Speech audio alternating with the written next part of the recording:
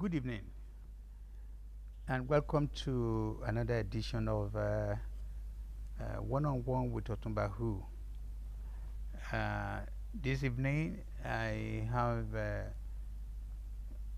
what people say the youth. This young man is an activist in all areas, in anything you can think of. He is well known in the community.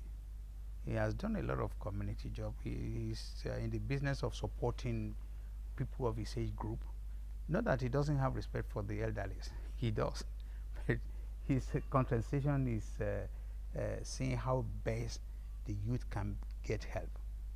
And that is how he's been running these different kind of NGOs. He's well known both here and in Nigeria, and he's been at it for a couple of years now. So he's not new in the business of running an NGO. He's a radio broadcaster, and he has appeared on different programs on television. And so I have tonight with me. Well, I don't want to call him Shiva. I don't know whether you are Shiva yet already or not. Not yet. I'll just say I want you to welcome tonight. Let me say Alagba. Don't worry. OLAYOMI Koiki. Now, Koiki for me rings a bell. Far back in 1962, when I was in primary school, I have a Koiki at Ekwe. So it's a big family. Are you related to this Koiki? It is a big family. I might not know the one in Ekwe, but I know the one from Ijebu-Ode. Oh yeah, well, again, it's Ijebu-Ode to Ekwe. It's not very far, yes. You know. I mean, like I said, during that time, we are mixed. We come from different backgrounds and so on and so forth. Yeah. Now, welcome to One-on-One with OtunbaHOO.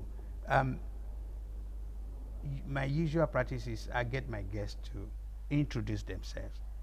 Tell our viewers what they need to know about you, starting from your full name and what do you do and how have you been doing it?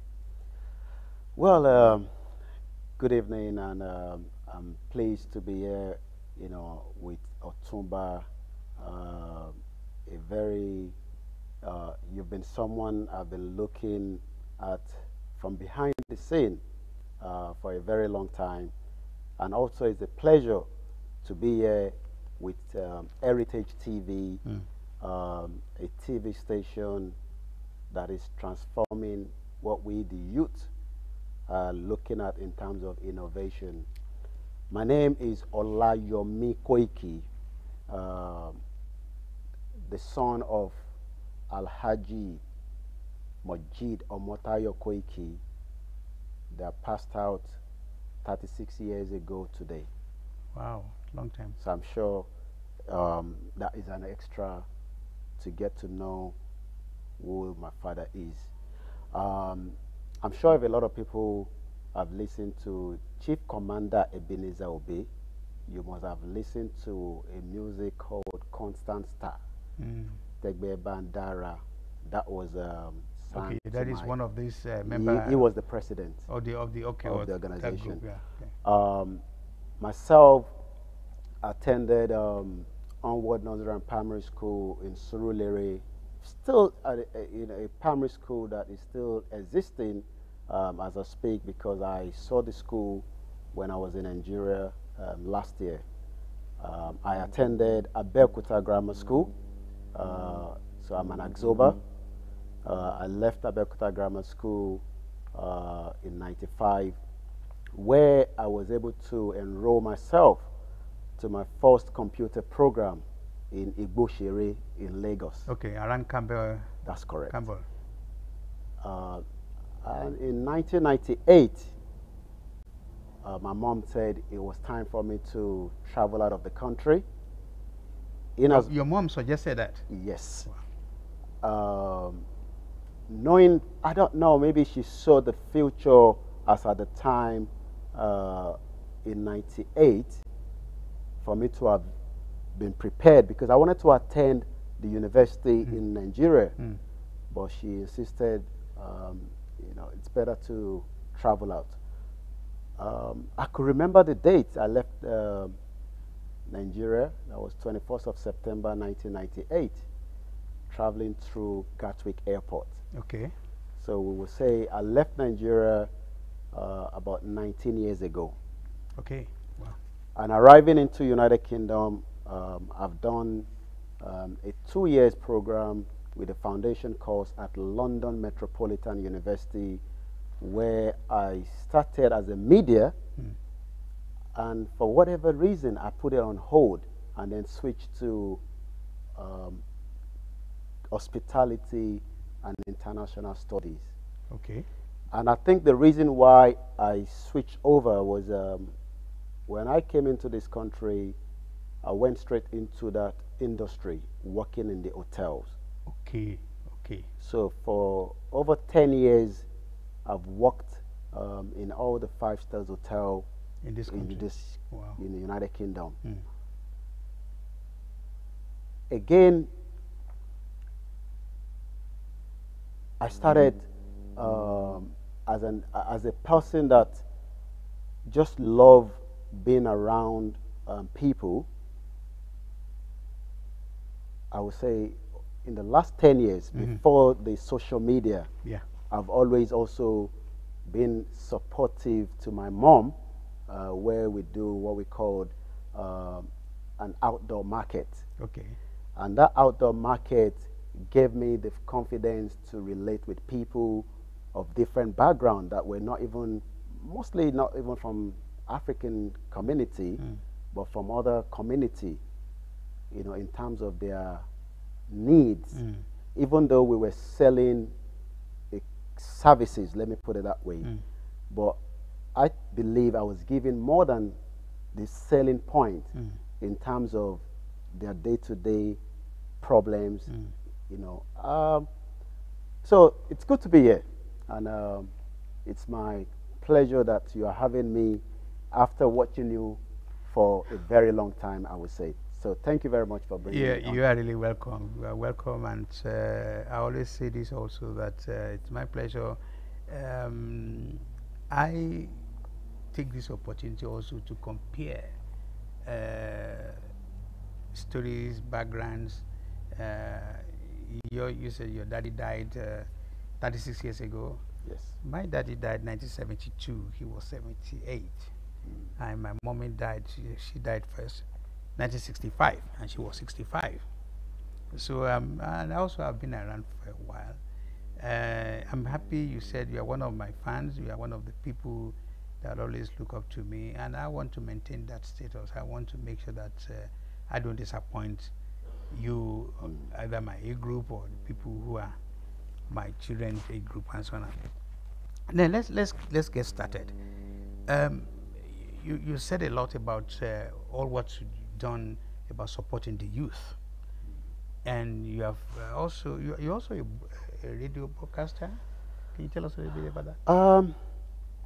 Being the kind of nature of who I am, you know, supporting and getting very close to the community, will I say is a luck or something that was just waiting for me to key in?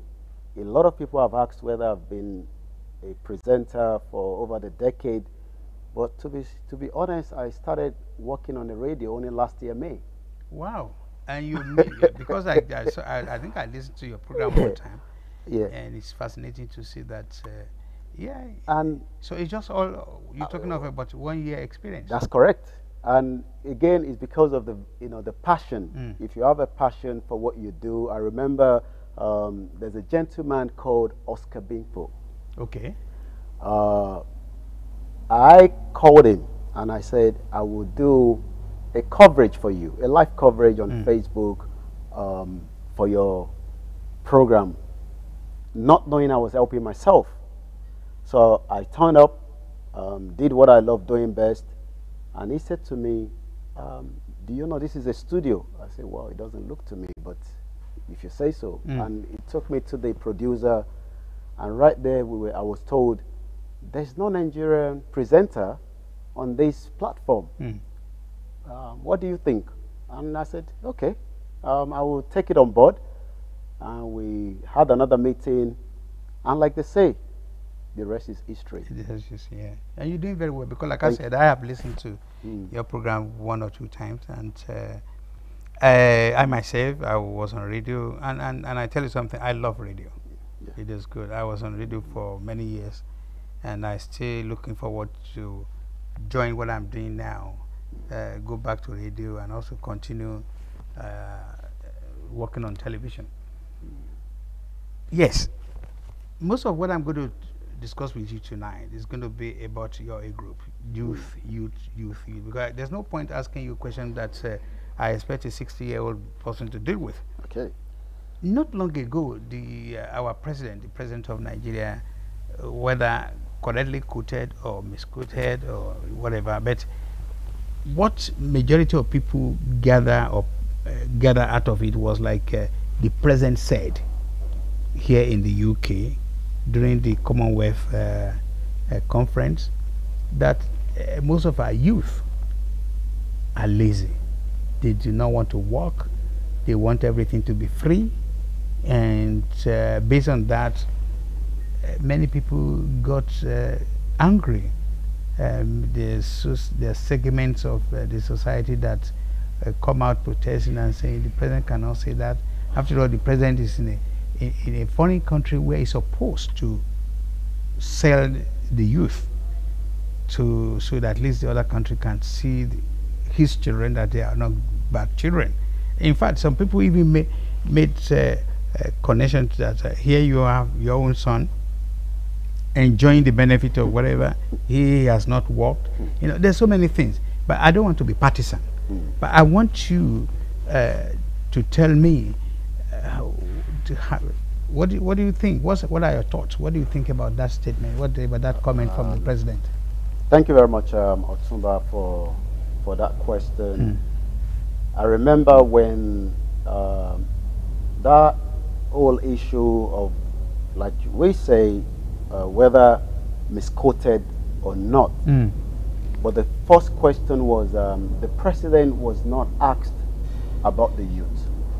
The question that was put out to the president was a complete different question, but the president decided to move a little bit away from that to say whether he has been misquoted or not. But I'm not going there first. Well, what I want to say is, are the youth lazy? Where in a country in 2018, the enabling environment is not there.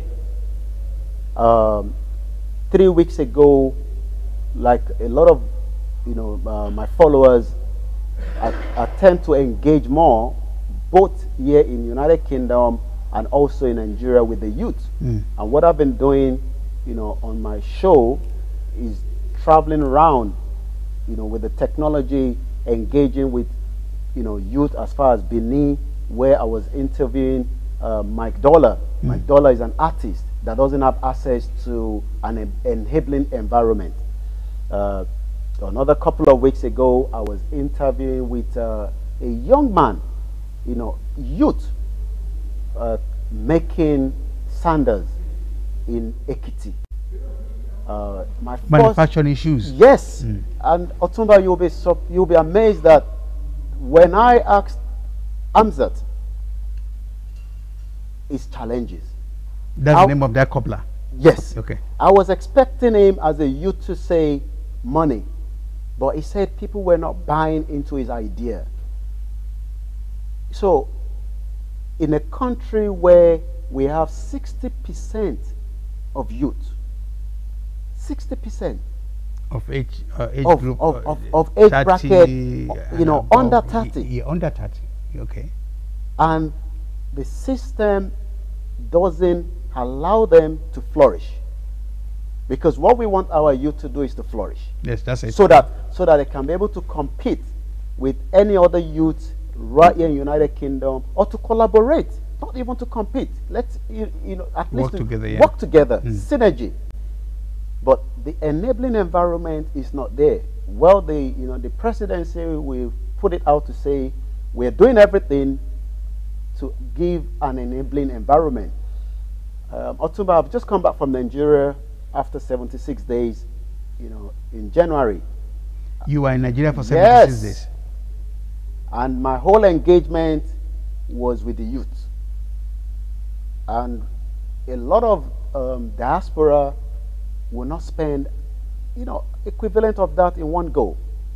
But I decided I wanted to engage, and I was engaging as far as going into some areas that people might think maybe security issues. And I will explain. When I say security, an average person traveling from any part of the world will find it difficult to go into Oshodi. Even Oshodi. Though, yes, Oshodi in Lagos, but Oshodi has been transformed, and we know the governor of the state is doing very well. But my 76 days spent in Nigeria, then listening to what the president said just about a week or so right in London, I feel very, very uncomfortable with it. Because I saw youth that were ready to really engage and transform the country from all the 774 local government. I keep mentioning the local government because as we know, the local government election is being held here in London. And when I was campaigning out this morning, there was a particular building that I saw right in Tottenham, 639. That building is purposely built, funded by the Mayor of London to support the youth.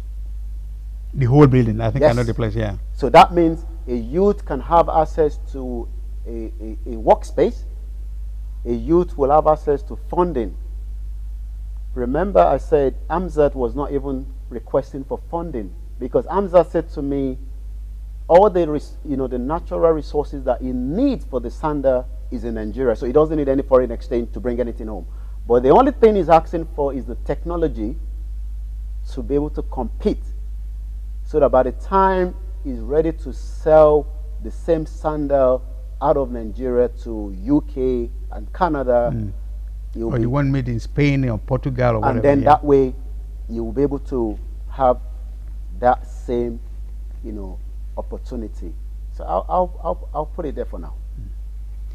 This is fascinating. This is interesting because, like I said, the nation, the people, that statement or that what president said created different views, different opinions. So some people say that is not what he meant. Some people say even if it doesn't mean that. But again, like I said, we don't want to be partisan here. We know that the president is doing his best. He's struggling. He's getting. Now, where I'm doing more talking about, because I know you are very much into politics. Even though, let me even quickly take it out. Are you a member of any political party? I'm not any member of a political party. But you are very active. I am active, and the reason why I've got to be active is we need a kind of change, not the change that was sold to us. I campaign, and I remember it's quite interesting that in 2014, going to 2015 during the last election, I keep getting phone call from Nigeria asking if I was paid, as an agent campaigning, for the present government. And that even was one of my family members saying, I hope you've collected money, because the way you are campaigning. And I said, no, what we want is we want the best for the country. And I'm very passionate about Nigeria. Yeah, and I need to let you put a hold on your thoughts, because we need to go on a short break now. By the time we come back, we want to look at certain area that is going to make it look true. Okay. This man knows more than what we talked he is. So don't go away.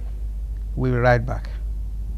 The The Nigerian Diaspora Direct Investment Summit, NDDIS, presents the first Nigerian Communications and Technology Summit in London.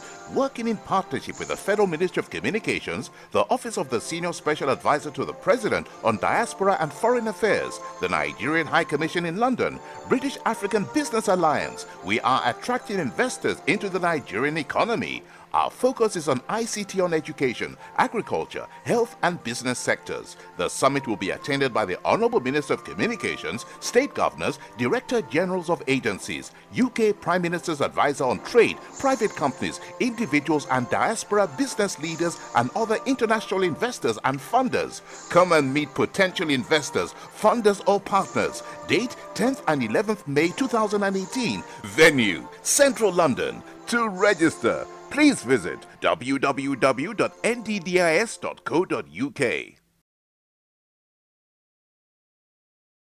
Welcome back to One-on-One with OtunbaHOO.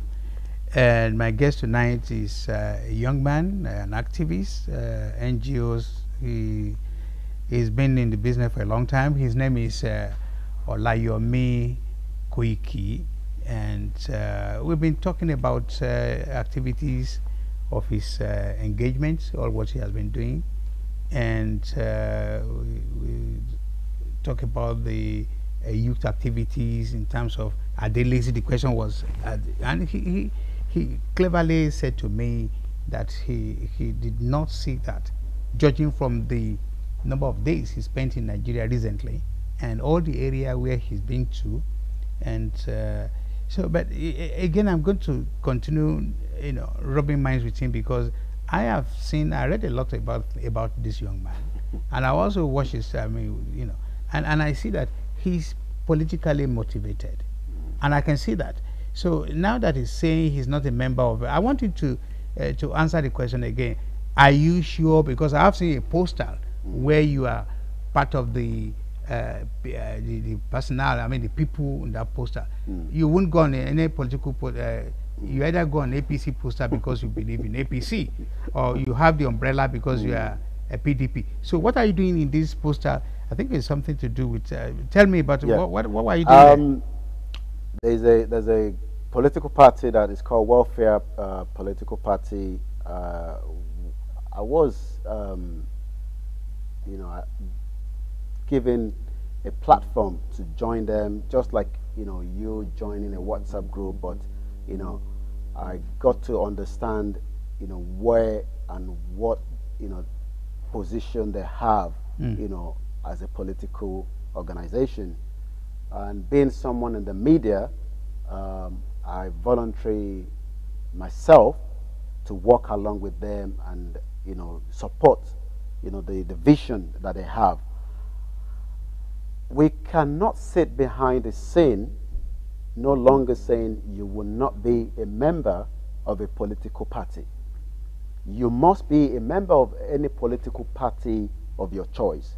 I'm a member of a political party right here in the United Kingdom. That's the reason why I've been able to vote.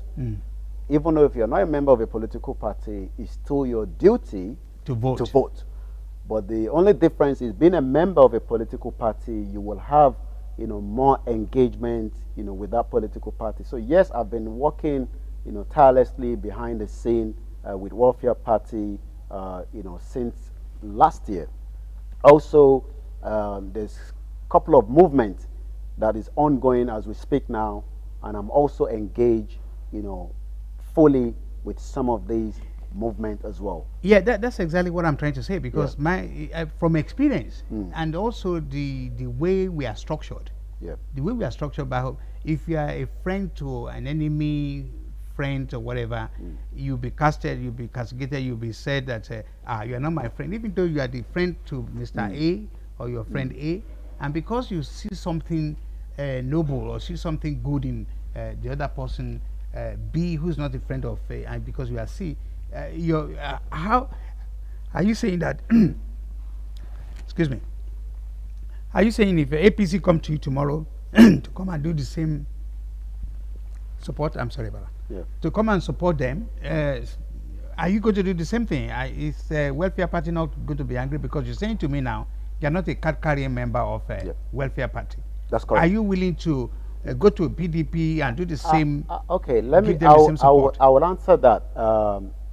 I would rather in 20. Well, I mean, based on what you've asked me, not, and I've said it not today. I said it already on one of my videos, and my videos can be picked up, you know, online.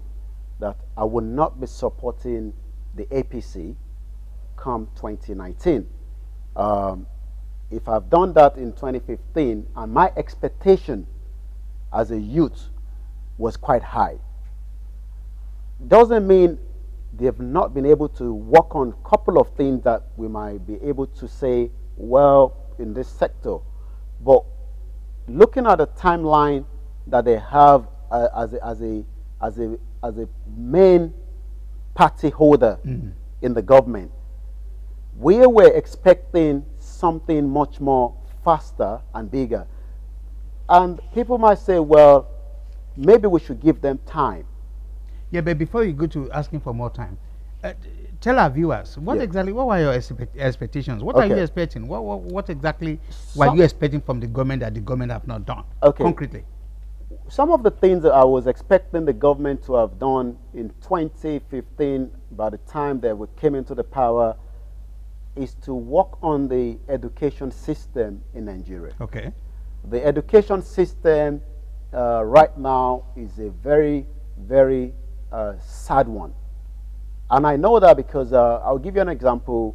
I have, a family member that is currently schooling in University of Ilorin. And you cannot have a university that doesn't have, a power supply.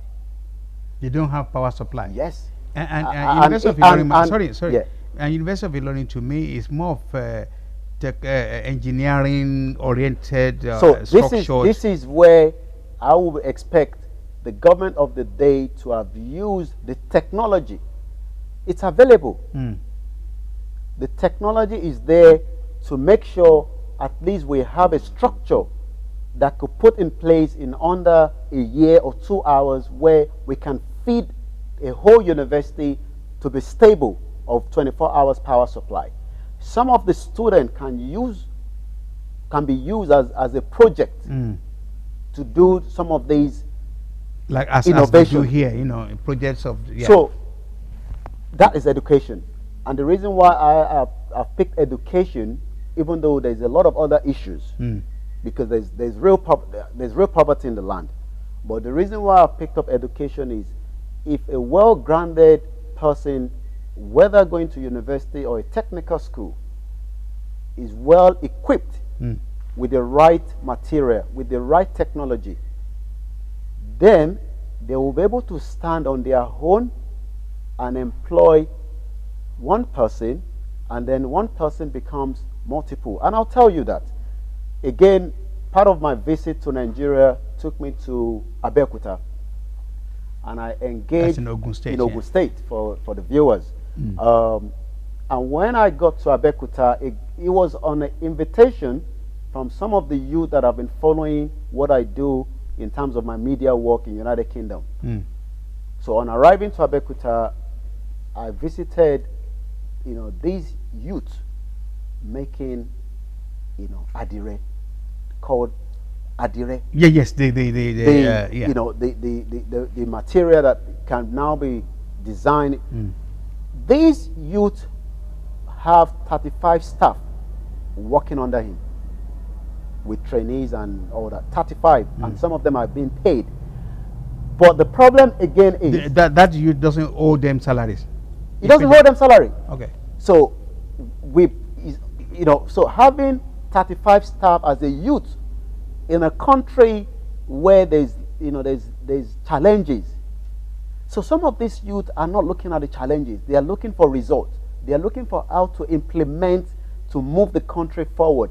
But I can tell you, they're struggling to get the same reason why we've just started to say the government cannot come in when the investors will want to invest with somebody like the business in Abeokuta that I engage with.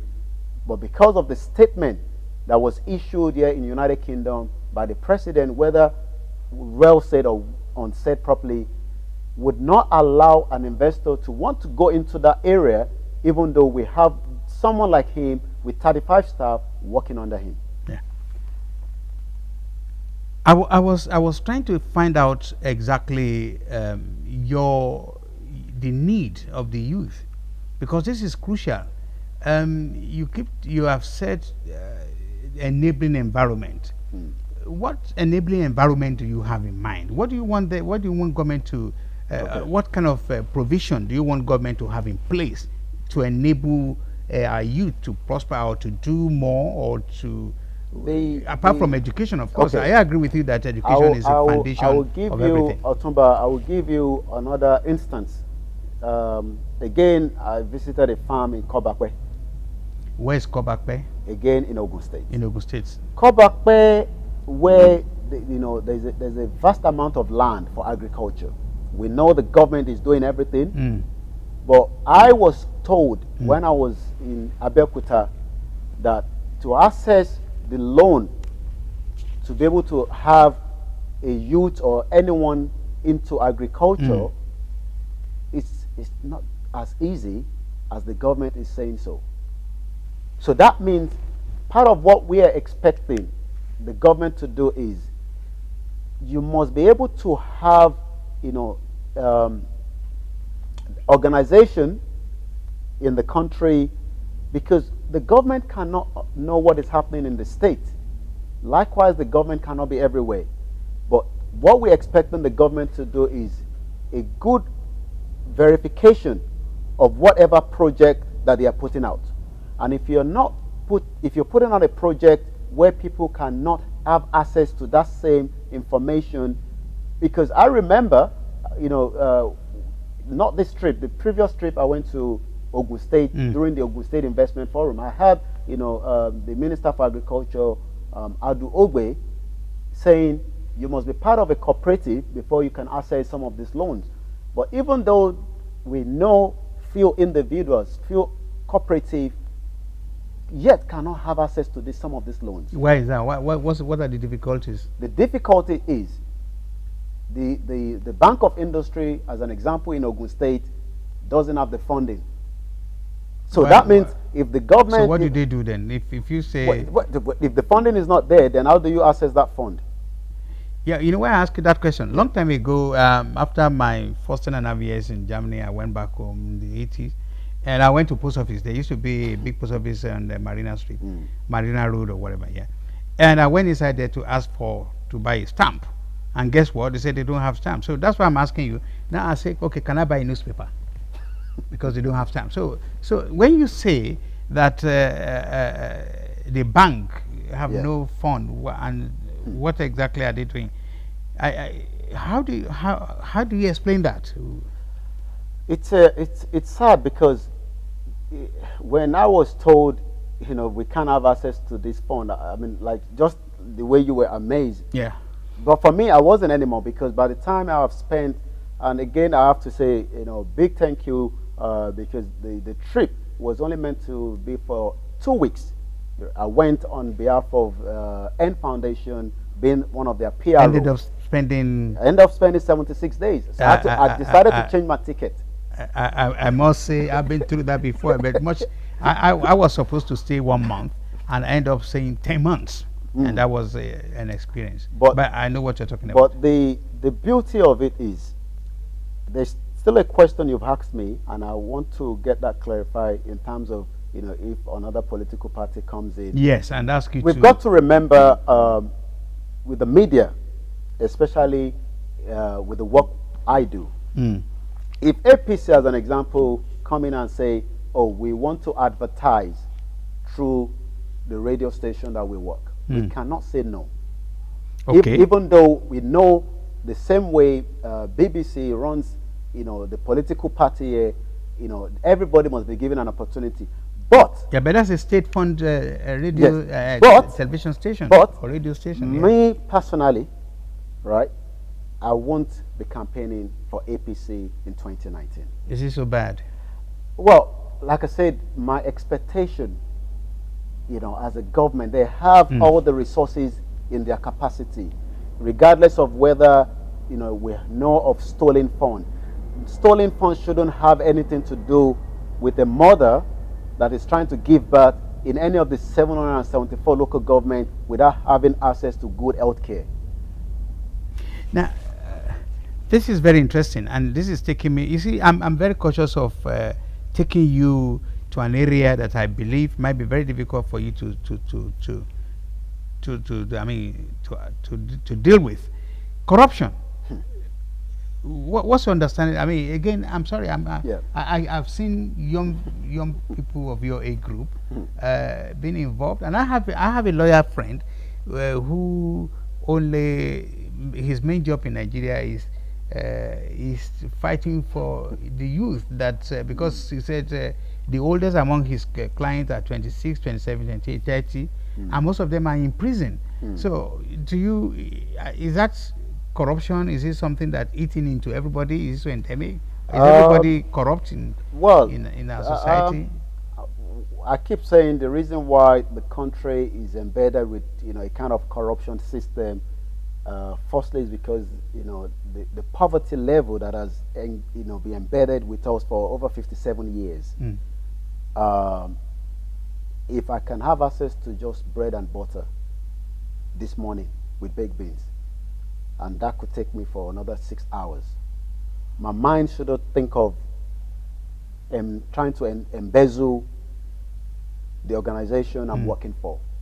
But if I cannot have, I'm not saying it is the reason, but poverty has been embedded in our system that, someone that doesn't have access to three basic things. That is the first thing. You must be able to put in a structure, and where the government, not this present government, because we know the country has been like that for the last 57 years. I don't want to know what happened in the last 57 years.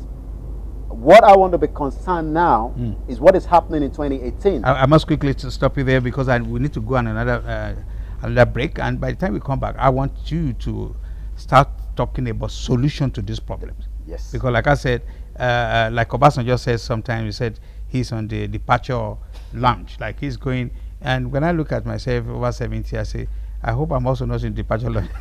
So don't go away, viewers, and we'll be right back. The Nigerian Diaspora Direct Investment Summit, NGDIS, presents the first Nigerian Communications and Technology Summit in London. Working in partnership with the Federal Ministry of Communications, the Office of the Senior Special Advisor to the President on Diaspora and Foreign Affairs, the Nigerian High Commission in London, British African Business Alliance, we are attracting investors into the Nigerian economy. Our focus is on ICT on education, agriculture, health and business sectors. The summit will be attended by the Honourable Minister of Communications, State Governors, Director Generals of Agencies, UK Prime Minister's Advisor on Trade, private companies, individuals and diaspora business leaders and other international investors and funders. Come and meet potential investors, funders or partners. Date 10th and 11th May 2018. Venue, Central London. To register, please visit www.nddis.co.uk.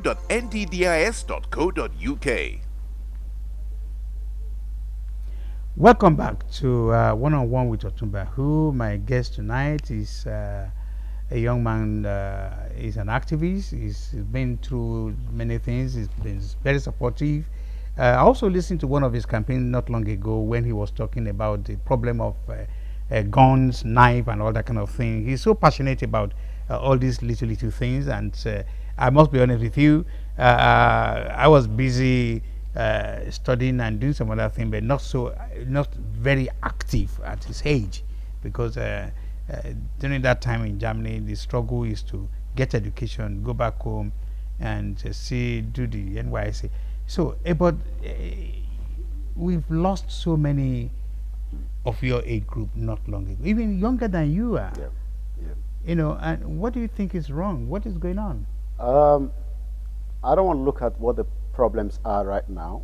I just want to look at the solution. Solution, thank you. Yeah. Because we can all see the problems, but what are the solutions? And I know a lot of the community leaders are doing a lot to bring solution to the table. I'm actually active, with 3 different community leaders as we speak today, bringing out some, some initiative to support. Again, making, the youth understand that they might be going through all kind of pressure, because one of the reasons why we're seeing some of these killings, people can say, well, it's from the home, but there's also pressure from outside. Pressure from outside. How yes. does that happen? The pressure is the same way that some of these youth have access to the innovation of today. That is really putting them under pressure. Well, I don't understand. I mean, what kind of pressure are we talking about? I will explain that. A youth that wants to make a mark, with any of their social media handling that they have, to say, we can get a score point. It's very important that parents start understanding that the pressure from outside is part of the social media that we all are using, and the youth are using as well. So they're trying to make a score point. I'm sorry, a score point. I mean, maybe the age is catching up with me. Yeah. I mean, what is score point? Okay, score point is if I'm able to attack you, you get to a different level. Oh, so one youth with oh yes, to make a score point is the level of the attack it can inflict on the other. On the other. Is that what you're saying? Yes. And what? On what? On what? Okay. Yeah. It's the same thing. I was mind blowing when I started engaging and talking to them, because what a lot of us are doing is that you see them in their wood and you just walk past them. Rather that, it doesn't matter, who they are, what they looks like, they are still youth, and they can be, they can have a conversation with you. But the pressure is, I will give you a bit of knife stuck on you, and then other will know that somebody from another borough, has been able to commit an offense, because not all of them come onto police cases, because some of them doesn't get killed. It's the one that get killed that then becomes picked up, where there's a kind of, wow, there's a lot of killing. But there has been more stabbings where it's just about marking.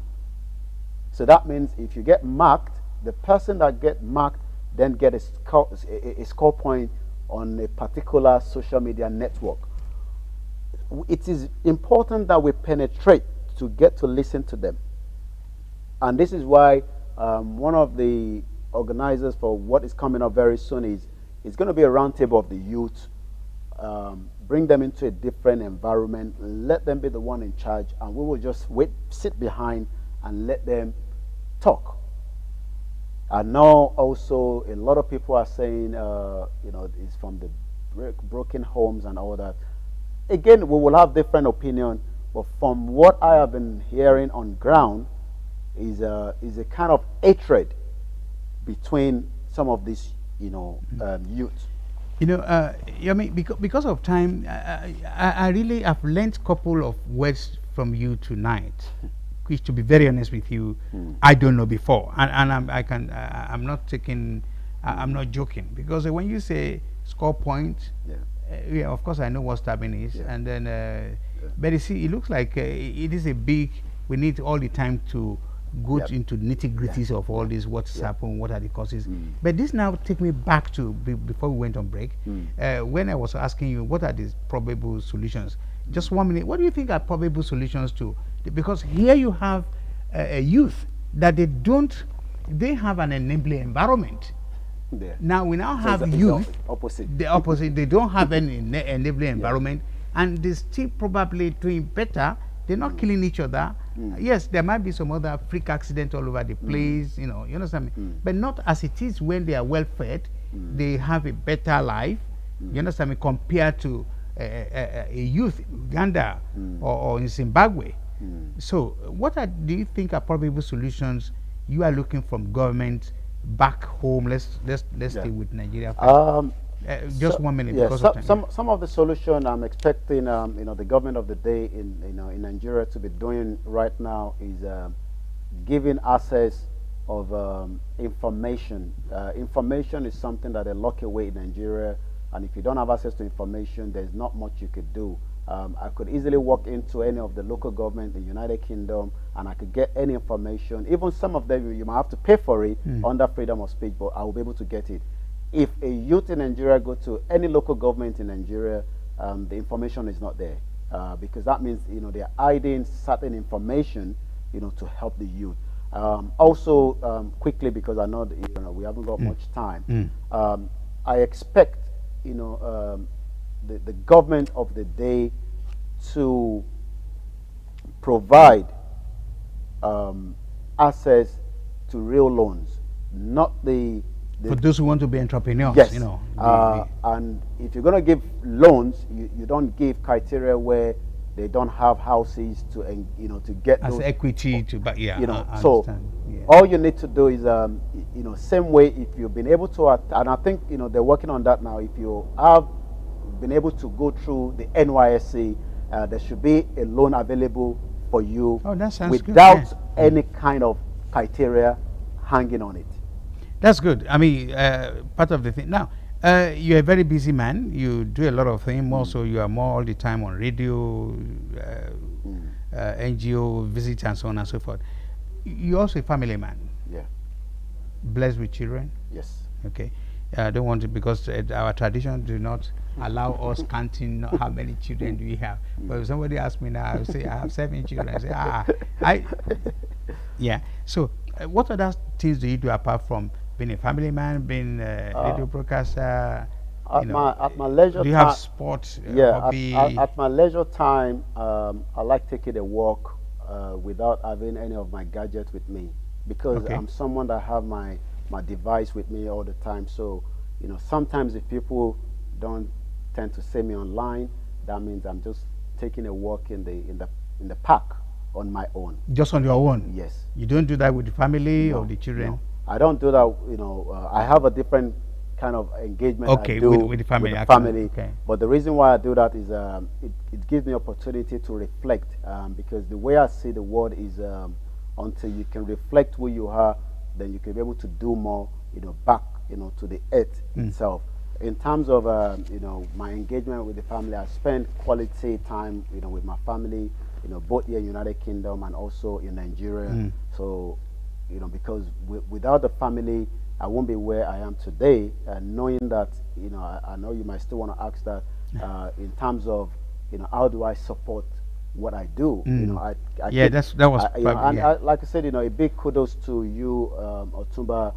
You know, I know what you have gone through, trying to tell our community that media work, you know, involves, you know, a lot of logistics, and also looking at what Heritage is doing, making like I said, I'm so impressed with the way that innovation, because to be honest with you, Otunba, very soon there will not be a station studio. I know, it's online thing, yeah. So, and it's good to have Heritage there. That means, you know, what we're doing right now is being watched all over the world on a smartphone. I must thank you again. All the program I've read out, it has always been, my anger has always gone to the studio. I mean, because they were looking at the time, even though I don't want to look at the time. The time is now up. We have to round up. We have to bring this segment to an end. I want to thank you. And first time, not that I wasn't really struggling, because I also have, my first son is almost 44, 45. So, and I know exactly how to, but this time around, I need to be very cautious. I need to be very careful to ask questions that is not going to show the difference in our age. I want to thank you very much for coming, taking time to be my guest on One-on-One with OtunbaHOO on Heritage Television.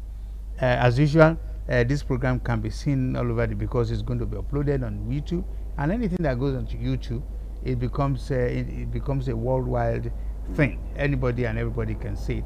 So people can also follow us on the on Facebook, on Twitter, and Instagram. Yeah, and there are many ways this program is going to be sent out, and people can watch it again and again and again. And also, it's going to be a program for your children to follow. And like you rightly said, television online is now becoming the vogue. Many years back, a lot of people will say, when I get home, I watch my EastEnder. Today, EastEnder is more likely to be. And not long ago, one of the Nigerian stations decided to say they want to go e-cable, so you cannot watch them, so they save money. So I'm very happy you appreciate that. I want to thank you again for coming, and hopefully next time again, you can come our way. So it's been, thank you very much, viewers. Until when I come your way again, maybe another youth, maybe another, I don't know, but I can't tell you in advance, but definitely another fascinating guest. Thank you very much. Good night. The Nigerian Diaspora Direct Investment Summit, NGDIS, presents the first Nigerian Communications and Technology Summit in London. Working in partnership with the Federal Ministry of Communications, the Office of the Senior Special Advisor to the President on Diaspora and Foreign Affairs, the Nigerian High Commission in London, British African Business Alliance, we are attracting investors into the Nigerian economy. Our focus is on ICT on education, agriculture, health and business sectors. The summit will be attended by the Honourable Minister of Communications, State Governors, Director Generals of Agencies, UK Prime Minister's Advisor on Trade, private companies, individuals and diaspora business leaders and other international investors and funders. Come and meet potential investors, funders or partners. Date 10th and 11th May 2018. Venue, Central London. To register, please visit www.nddis.co.uk.